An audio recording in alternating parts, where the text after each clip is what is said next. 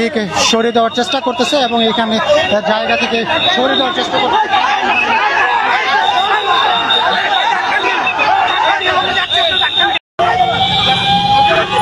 এই মুহূর্তে কিন্তু পুলিশের সাথে সরাসরি ঠিক দ্বন্দ্বে জড়িয়ে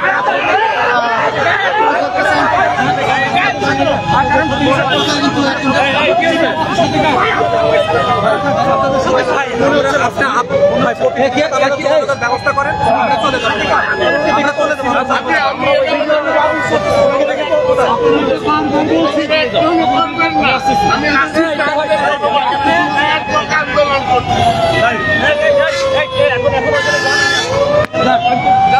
এইভাবেই কিন্তু রমনার ডিসি মাসুদ কিন্তু তিনি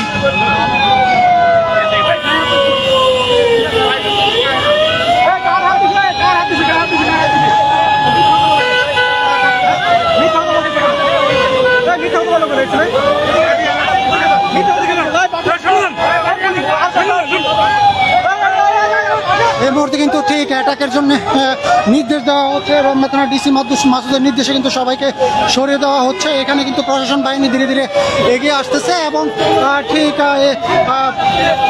জানতে চাইব যে প্রশাসন বাহিনী কিন্তু ঠিক তাদের সাথে কিছুটা তর্ক বিতর্ক চলতেছে এবং আমরা আন্দোলন করি তৈরি করছি সরকার আমাদের আন্দোলনের অনেক কিছুই হবে আমাদের ন্যায্য দাবির সাথে আছি তো আমরা পুলিশ আসছে তো ন্যায্য দাবির সাথে বলছি।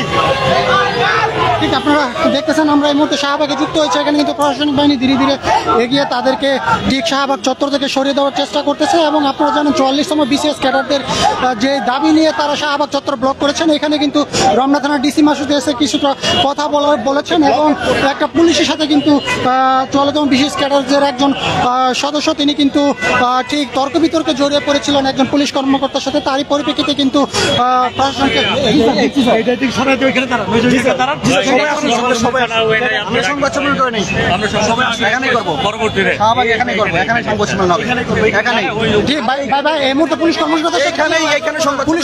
পুলিশ কর্মকর্তারা আমাদেরকে জোর করে অনেকটা থ্রেট দিয়ে তারা আমাদেরকে বিভিন্নভাবে বিভিন্ন প্রার্থীদেরকে থ্রেট দিয়ে জোর করে এমন থ্রেট দিয়েছে এবং তারা বলছে এখানে থাকলে বিভিন্ন ধরনের সমস্যা হবে, এখানে থাকার কোনো সুযোগ নাই, আপনারা দাবি পূরণ অন্যভাবে করেন।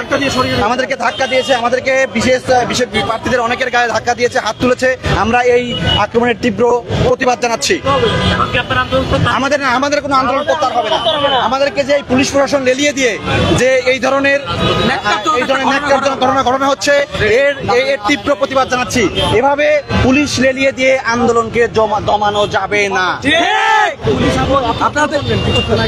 আমরা পুলিশ প্রশাসনকে বলেছিলাম যে যৌক্তিক কর্তৃপক্ষের সাথে আমাদের যোগাযোগ করিয়ে দিন, আমাদের দাবি পূরণ হয়ে গেলে আমরা চলে যাব।